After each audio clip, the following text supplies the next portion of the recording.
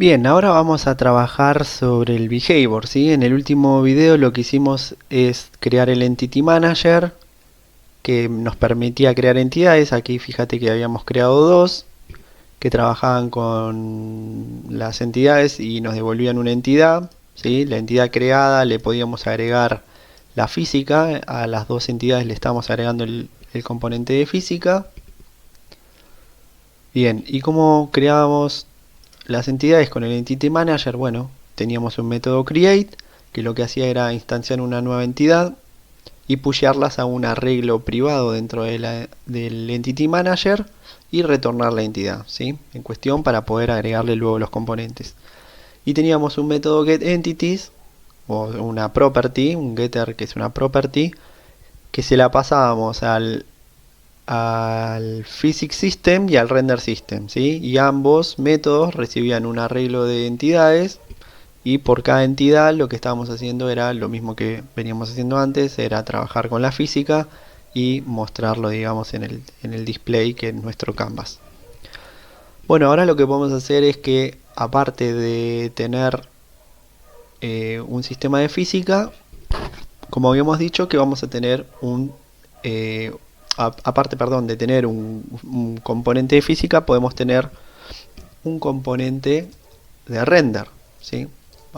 Por ahora no va a ser mucho, básicamente lo que vamos a hacer es con el render component también tener una posición y en realidad solo una posición, no nos interesa tener una velocidad, ¿sí? Por ahora solo tener una posición y utilizar esa posición para mostrarla en la pantalla, ¿sí? Bien, este componente de render también va a ser parte de las entidades. Las entidades estarán compuestas por componente de render, así que busquemos aquí la entidad. En vez de tener, o sea, aparte de tener el de physics, va a tener el de render, que va a ser lógicamente un render component. Bien. Y nosotros vamos a renderizar en base a ese render component, ¿sí? Fíjate que bien, ahí va todo normal. El render system que lo habíamos creado antes, antes de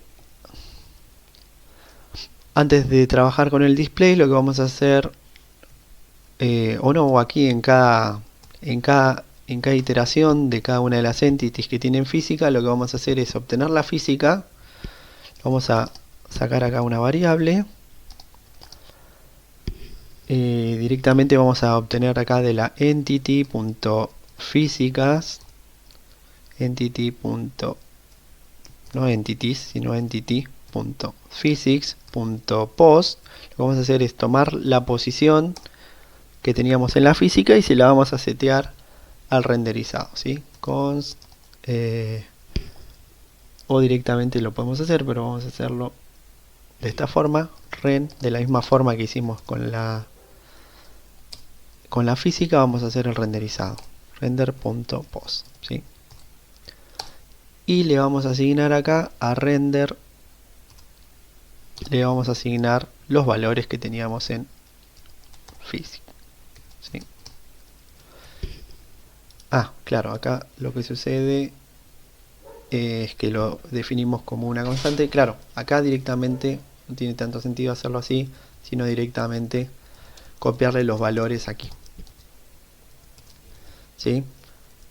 Entonces, lo que estamos haciendo es al render component que tienen nuestras entidades, le estamos asignando la posición que tienen nuestra física, ¿sí? Y ya no vamos a renderizar en base a su física, sino en base a su componente de render, ¿sí?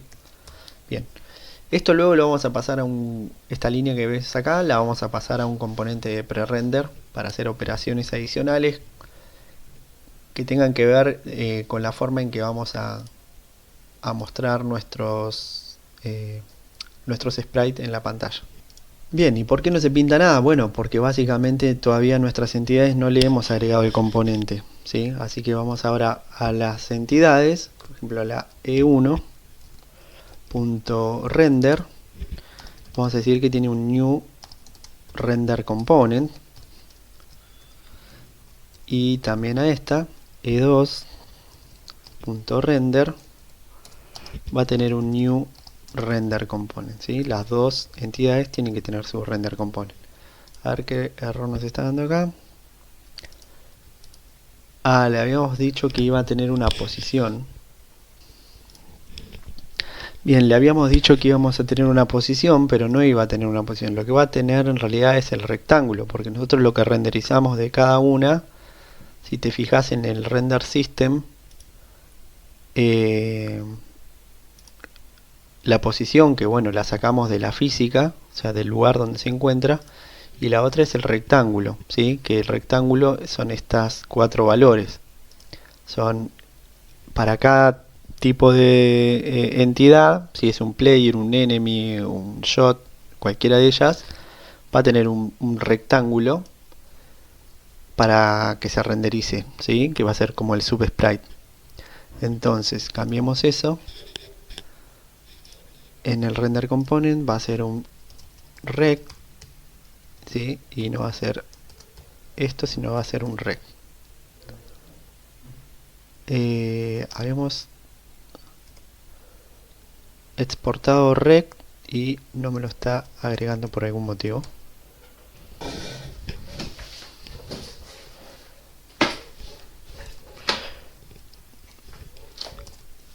El rect que lo teníamos acá en utils y se llama rect2d, así que vamos a copiar el nombre, vamos a pegarlo acá e importarlo. Ahí está, no sé por qué no lo importaba, así que vamos a tener el rect, pero también vamos a tener que tener la posición en x y en y, así que vamos a hacer acá un